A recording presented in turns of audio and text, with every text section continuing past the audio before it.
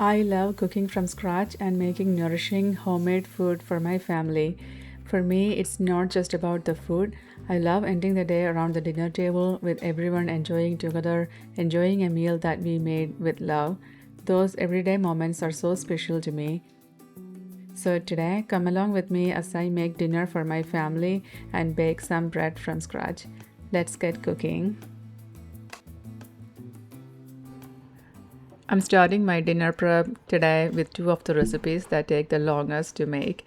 First, I'm making a couple of cinnamon raisin loaves, but without the raisins. So I guess you could call this just a cinnamon bread.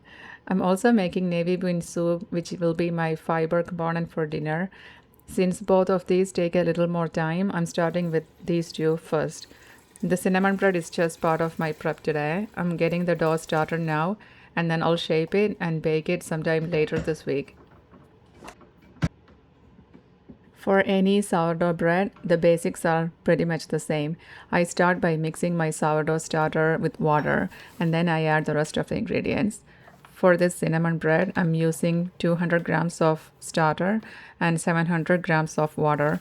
For the flour, I'm using a mix of 900 grams of bread flour, 150 grams of whole wheat, and 50 grams of rye. I actually bought this rye flour when I was building my sourdough starter. I had heard that rye is one of the best flours for getting a really strong starter going. I still have a few bags left, so I'm slowly using them up whenever I make bread. It's a nice way to put that flour to good use. Plus, there is a lot of fiber in rye, so it's actually good for you also. I don't have any other plans for my starter today or tomorrow, so I'm going to feed it and put it away. I usually feed it with 50 grams of whole wheat flour and 50 grams of water. I'll mix everything together and leave it at room temperature until it doubles in size. I don't usually wait for it to reach its absolute peak. Once it's close to doubling and just before it peaks, I'll move it to the fridge. That way, it's ready to go the next time I need it. The initial dough is now resting for about 30 minutes. While that's resting, I'm getting the rest of my ingredients measured out and ready to go. I have 60 grams of melted butter, 22 grams of salt, 70 grams of honey. So once the dough is done resting, everything else is already portioned out and ready to be added. It just makes the whole process a little easier for me. I make either a bean soup or lentil soup for lunch and dinner, but most days it's bean soup. It's become a habit for me now, mainly because I want to make sure I'm getting enough fiber in my diet. The more I learn about fiber, the more I realize how important it is. It's an important part of a balanced diet, just like protein, healthy fats, and other nutrients. You can get fiber from vegetables, of course, but beans are one of my favorite ways to add more soluble fiber to my meals. Today I'm using navy beans. They've been soaking in water for about a day. I like to soak my beans ahead of time and then I cook them in a similar way every time. So now I have covered the beans with water and let them cook until they are nice and tender. It's really simple and it's something I do regularly as part of my everyday meal prep. 10 minutes have passed and the dough is now ready to be moved into another bowl. Once it's in the bowl, I'm going to start my stretch and folds. I'll do a stretch and fold about every 30 minutes for a total of 3 or 4 rounds. The dough is not going to look very smooth at first, especially during the first stretch and fold, but don't worry about that. As you continue with the stretch and folds, you'll see the dough start to transform. With each round, it gets smoother, stronger, and more elastic. By the last one, you'll notice a really big difference in the texture. Moving on to the vegetables, I'm making a really simple stir-fried vegetable dish today. I have Brussels sprouts, yellow and green zucchini, some bell peppers, and sweet peppers. I've also peeled and sliced some garlic, but I'm actually saving that for the bean soup later. Whenever I can, I like to soak my vegetables in water with a little baking soda. I find it helps loosen dirt and it's an easy extra step before I start chopping. There's going to be a lot of chopping today, but once everything is prepped, this is going to be a really simple and easy dish. I'm cutting all of the bell peppers into small little pieces and I'm also finely chopping some of them to add to the bean soup. I'll keep those aside and use them later. These bell peppers, especially the green ones, are not really in their best shape today. I'm seeing quite a few imperfections. I got these through a grocery pickup, which is something I do a lot as a working mom. I had to cut away quite a bit of the green pepper, so I decided not to add it to the vegetable stir fry. I'm chopping the good parts into little pieces and adding half of that to the bean soup, and I'll save the half for a veggie omelette for another time. I went to a Mexican restaurant last week and ordered a stir fried steak. And it came with this bed of yellow and green zucchini and cauliflower that was cooked absolutely perfectly. The vegetables still had a little crunch when you bite into them, and I loved the texture so much. That's exactly what I'm trying to recreate today. I'm cutting the zucchini into small rounds, and normally I would just throw both types into the pan and cook them together. But because I'm going for that same crisp, tender texture, I'm keeping the vegetables separate and cooking them individually. Hopefully, I can get that same nice crunch. That would be awesome. I just have the sweet peppers left to prep, and then I'm done with all the chopping. I've already prepped the Brussels sprouts before washing them. For the sweet peppers, I've cut off the ends and removed all the seeds from the inside. Now I'm just cutting them into quarters.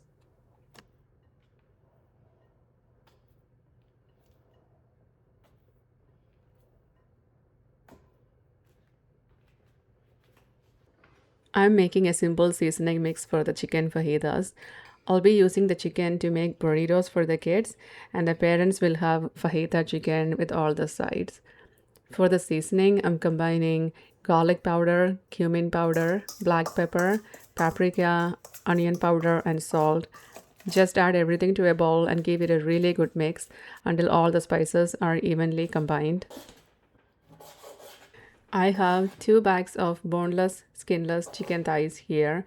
I'm trimming off some of the excess fat, but I like to leave a little bit because, just like they say, fat means flavor.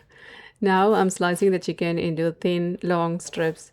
You can definitely use chicken breast for this, but I personally prefer chicken thighs. I usually reach for thighs when I'm making recipes like this. Lately, though, I've been experimenting more with chicken breast. Next week, I'm planning to make a Thai curry using chicken breast, so we'll see how that turns out. But for today, we're sticking with chicken thighs. The chicken is now all mixed in with the seasoning. I probably was not recording when I did that part, but it's looking really good. I'm going to let the chicken marinate in the fridge for now while I get everything else ready.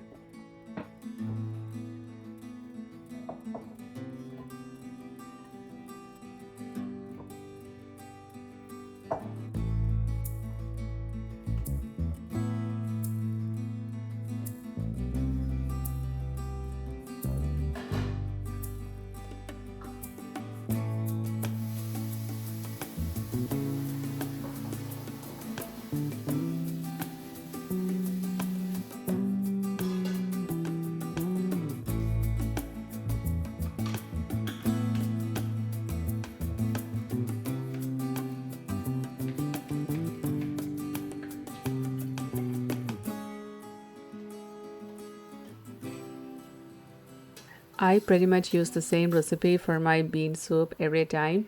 The only thing I really change is the type of beans, and somehow that small change makes the whole dish taste different.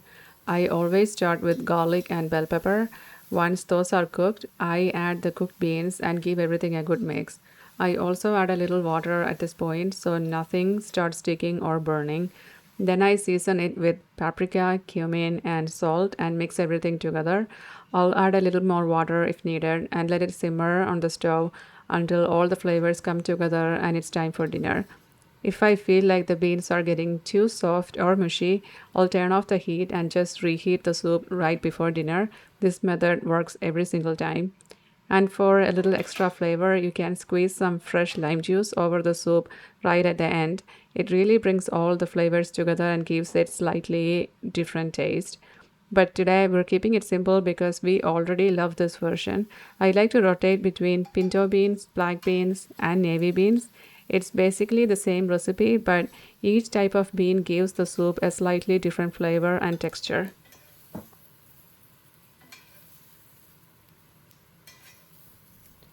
I'm starting on the side veggies, beginning with the bell peppers. I'm just looking for a little bit of blistering. I don't want to cook them too much. I like them to still have a little crunch, and that's how my kids like them too. Normally, if I were not filming, I would grill the chicken and the veggies at the same time. But since I'm filming today, I'm preparing the veggies a little bit ahead of time. That way, they're out of the way and I can just warm them up later if needed. Once the bell peppers are done, I'll add the Brussels sprouts. A lot of people like to simply char them on one side so they still have a little bit bite.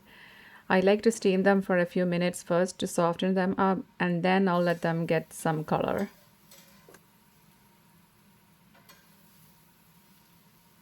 The Brussels sprouts are done. Next up is the yellow zucchini. I'll give that a quick saute as well. I'm really trying to replicate the restaurant version, so I'm spreading the zucchini out in one layer.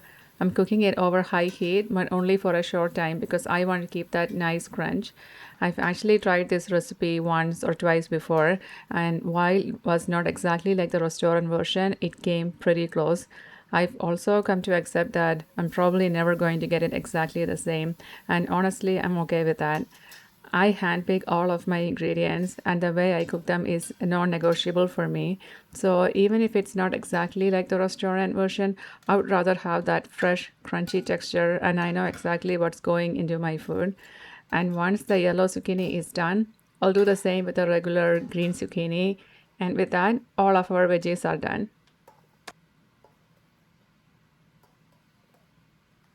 I need to make some burrito style tortillas, so I'm pulling out the sourdough tortilla dough that I made yesterday. It's been resting in the fridge overnight. For this dough, I used 300 grams of all purpose flour, 100 grams of whole wheat flour, and 225 grams of sourdough starter. This was discard that I had collected throughout the week, so it's a great way to use up that extra starter. I also added 80 grams of warm water, 50 grams of butter, 8 grams of salt, and 5 grams of baking powder. I mixed everything together until a dough formed, then covered it and moved it to the fridge.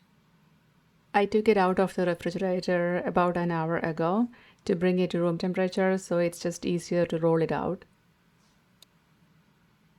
I'm only planning to make 3 tortillas today, so I'll save the rest of the dough for tomorrow. I'm planning to make quesadillas with any leftover chicken fajitas, so I'll just put the remaining dough back in the fridge for now.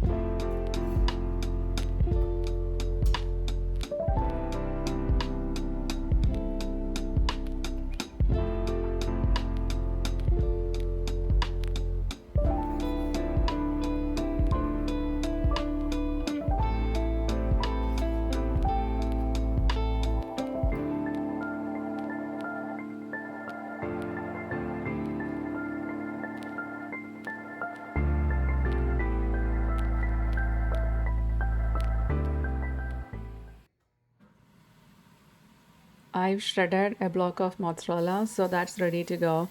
And now it's time to cook the fajita chicken. I like to arrange the chicken in a single layer without too much overlapping. Then I leave it alone for a minute or two. Do not touch it.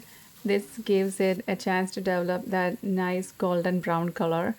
After a minute or two, I'll flip the chicken and let the other side cook the same way.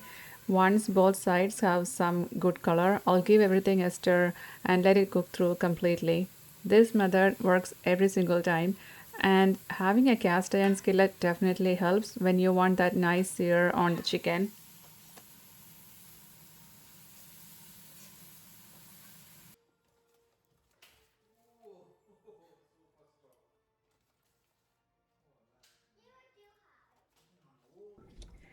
Before we sit down for dinner, I want to finish shaping these cinnamon sourdough loaves. First, I'm measuring out some brown sugar and cinnamon and mixing them together really well. The dough has finished all of its stretch and folds, and it has definitely risen, so it's ready to be shaped. I divided the dough into two equal portions and gently stretched one out. Then I sprinkled half of the cinnamon sugar mixture over the surface and shaped it into a loaf. I repeated the same process with a second piece of dough. By the time I'm editing this, we've already tasted the bread, so I can give you the verdict. I let the shaped loaves rest in the fridge for about a day and then bake them the next morning. And honestly, they tasted really good. You get that lovely cinnamon flavor along with just a little sweetness from the brown sugar. But there is one thing I would change next time. When I was shaping the dough, I used a bench scraper to create tension on the surface. That ended up pushing the cinnamon sugar mixture towards the edges. So when we sliced into the baked loaves, we didn't really get that beautiful cinnamon swirl pattern. It was mostly concentrated around the edges. The flavor was still there though, and I'll definitely be making these again. Next time, I'm going to skip the bench scraper and just gently shape the dough into a loaf before placing it straight into the loaf pan. Hopefully, that will give me a much better swirl, but there are no complaints from me.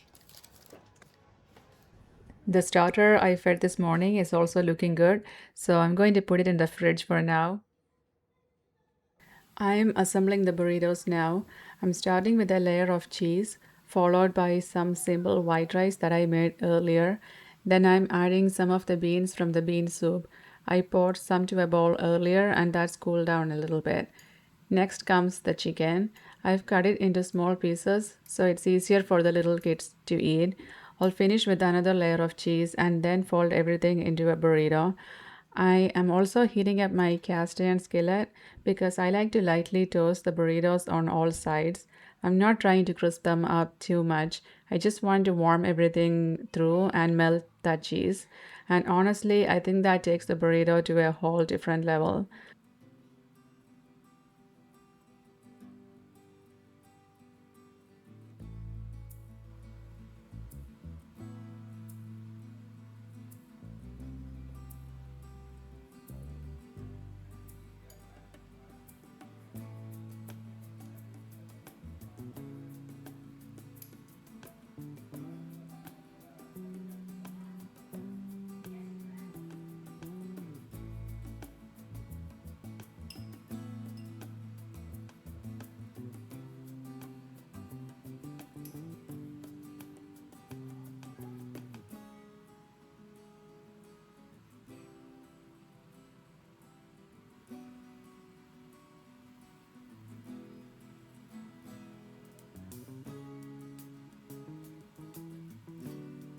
Once I fold the burrito, I place it seam side down in the hot skillet. If the loose end starts to unfold, I just hold it down for a few seconds until it seals. Then I do the same thing, turning the burrito so all the sides get lightly toasted. Once they are done, I move them over and wrap them in parchment paper. My younger kids sometimes have a hard time eating burritos because they can unfold and all the fillings ends up everywhere. So I'm hoping the parchment paper will keep everything together. But as you will see, by dinner time, that plan didn't work exactly. They ended up taking the parchment paper off anyway. Thankfully, the melted cheese inside held everything together. And that was dinner. It turned out really good and everyone enjoyed it. Thank you so much for spending the afternoon with me. I hope you enjoyed cooking along with me and I'll see you in the next video.